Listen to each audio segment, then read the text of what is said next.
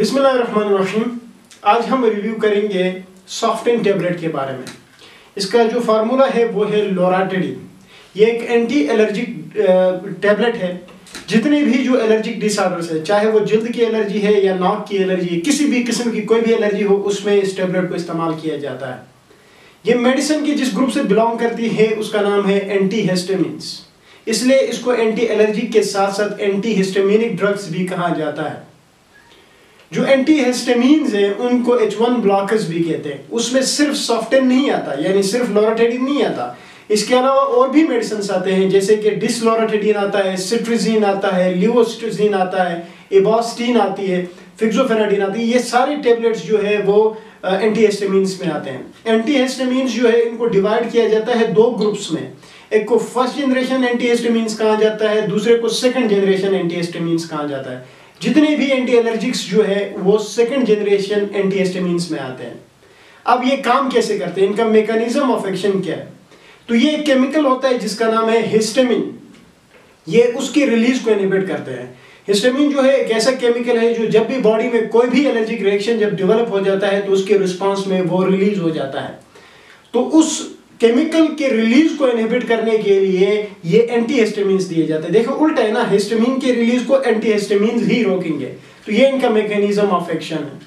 अब बात करते हैं यूजेस की कि जो सॉफ्टेन है वो कौन कौन सी एलर्जिक डिसऑर्डर्स में यूज किया जाता है। मैंने पहले भी कहा, चाहे वो स्किन एलर्जी है या कोई और एलर्जी है जैसे कि नेजल एलर्जी, इन सब में यूज होता है। तो स्पेसिफिक नाम मैं लूं तो नाक की जो एलर्जी होती है जिसको नजला जुकाम वाली एलर्जी कहा जाता है सिंपल वर्डिंग में, जिसको मेडिकल टर्म में एलर्जिक राइनाइटिस कहते हैं।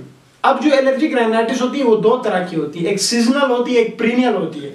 सीजनल से मुराद ये है कि जो कि किसी खास एक सीजन के अंदर होती है, कुछ एक महीनों के अंदर होती है, जबकि पीरियड जो है वो पूरा साल रहती है। ठीक है ना। तो ये दोनों किस्में जो है, चाहे वो सीजनल है या पीरियड एलर्जिक राइनाइटिस है, उन दोनों में जो है हम सॉफ्टेन को इस्तेमाल कर सकते हैं।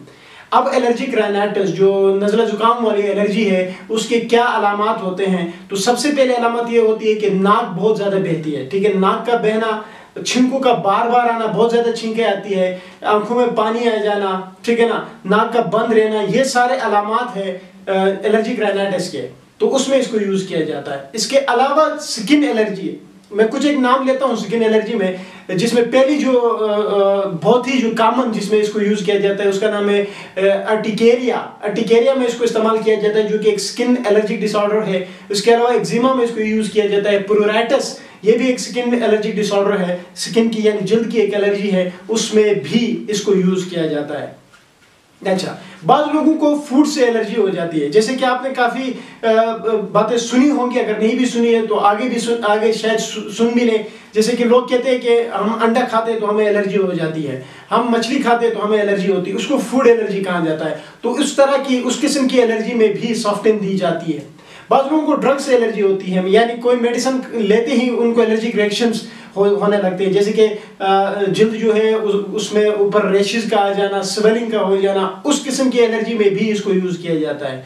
और जो इंसेक्ट बाइट या मॉस्किटो जो बाइट होता है, कोई मच्छर काटता है, कोई कीड़ा काटता है, तो उस वक्त भी ये टेबलेट जो है, जो सॉफ्टेन है, उसको इस्तेमाल की जाती है। तो ये कुछ एक इसके यूजेस है जिसमें एलर्जिक राइनाइटिस है, स्किन एलर्जी है, फूड एलर्जी है, ड्रग्स एलर्जी है, ठीक है, और उसके अलावा मॉस्किटो बाइट है, इंसेक्ट बाइट है, इन सब में इसको यूज किया जाता है। लेकिन मोस्ट कॉमनली एलर्जिक राइनाइटिस यानी जो नज़ला जुकाम वाली एलर्जी है और जो स्किन की एलर्जी है, किसी को खारिश हुई शदीद किस्म के इचिंग जिसको कहते हैं, या कोई दाने निकल आए, तो इस तरह की जो स्किन एलर्जी होती है जिसके मैंने 3 नाम भी लिए हैं, उसमें बहुत ज्यादा जो है वो सॉफ्टेन यूज की जाती है। ये 10 mg में ये टेबलेट आती है। सिरप भी इसका आता है जो कि बच्चों में इस्तेमाल किया जाता है। यूजेस के बाद हम साइड इफेक्ट्स की बात करते हैं कि इसके इस्तेमाल से क्या नुकसान हो सकते हैं। देखिए, एज यूजुअल अगर जिस तरह डॉक्टर ने प्रिस्क्राइब किया है कि आपने इसको यूज कैसे करना है और कितनी टेबलेट्स आपने लेनी है दिन में रोजाना, अगर वो उस तरह से डॉक्टर के प्रिस्क्रिप्शन के मुताबिक इस्तेमाल करता है तो कोई साइड इफेक्ट्स नहीं दिखते हैं। लेकिन जब ओवरडोज हो जाए तब साइड इफेक्ट्स दिखते हैं। अब ओवरडोज कब होगा? मसलन किसी को स्किन एलर्जी हुई, जैसे कि शदीद किस्म की इचिंग हो रही है, तो कहेगा कि डॉक्टर ने कहा है कि आपने 1 टेबलेट लेनी है, तो वो 2 या 3 टेबलेट ले, इसलिए कि मेरी इचिंग कम नहीं हो रही, मैं 3 या 4 टेबलेट एक साथ खाऊंगा तो इचिंग कम हो जाएगी, खारिश कम हो जाएगी। या किसी को शदीद किस्म का नज़ला जुकाम लगा हुआ है यानी एलर्जिक राइनाइटिस है, बार बार छींकें आ रही है, डॉक्टर ने उसको एक टेबलेट का कहा है, वो ये कहता है कि मेरी ये छींकें और ये नाक का बहना और आंखों में पानी आना ये कंट्रोल नहीं हो रहा, मैं 3 से 4 टेबलेट देता हूँ। तो जब फिर ओवरडोज हो जाएगा और जब ये ओवरडोज हो जाएगा तब अपने साइड इफेक्ट्स दिखाएगा। और अब कौन से साइड इफेक्ट्स ये दिखाएगा? तो सबसे पहला साइड इफेक्ट है वो ड्राई माउथ है, आपका मुंह बिल्कुल खुश्क हो जाता है, जो सलाइवा है उसकी प्रोडक्शन खत्म हो जाती है। तो ड्राई माउथ जो है वो पहला साइड इफेक्ट है। इसके अलावा हेडेक, सर में दर्द होना, वो भी इसके साइड इफेक्ट में आता है। इसके अलावा बहुत लोगों में नौजिया होती है, वॉमिटिंग होती है, ठीक है ना, यानी दिल मतली का आना होना, उल्टी का आना, एब्डोमिनल पेन जो है वो भी एक इसका साइड इफेक्ट में आता है। और स्लीपीनेस, बहुत लोगों को जो है वो इसके इस्तेमाल से नींद से आ जाती है, ठीक है ना। अब देखिए जब भी आप जो सेकंड जनरेशन के एंटीहिस्टामिन्स है जब आप उनको उठाते हो तो उसके ऊपर लिखा हुआ होता है, जैसे कि इसके ऊपर भी लिखा हुआ है कि नॉन सेडेटिव, मींस कि ये है कि इनके इस्तेमाल से नींद नहीं आती है।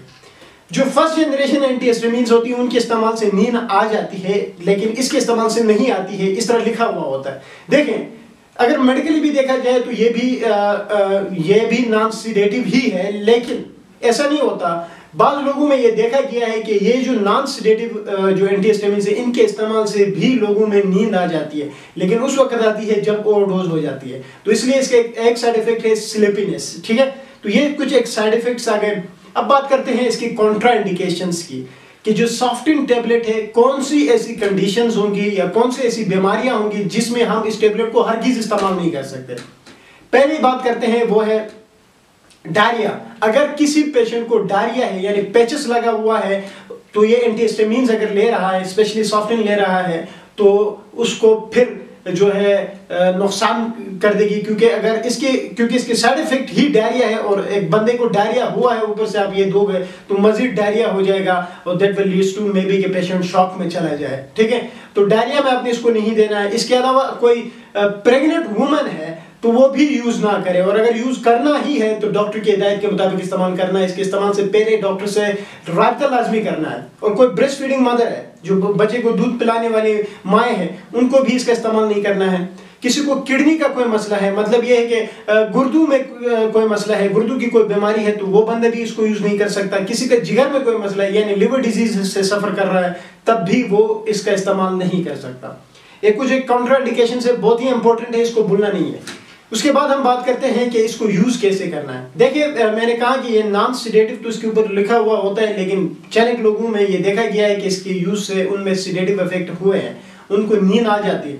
इसलिए डॉक्टर्स ऑलवेज प्रिस्क्राइब करते हैं कि आपने रोजाना एक गोली लेनी है और वो भी रात को लेनी है। तो 1/OD जो है वो आपने इसको इस्तेमाल करना है। ये इसके तरीके इस्तेमाल है। सो दैट्स ऑल अबाउट सॉफ्टिन। Thank you.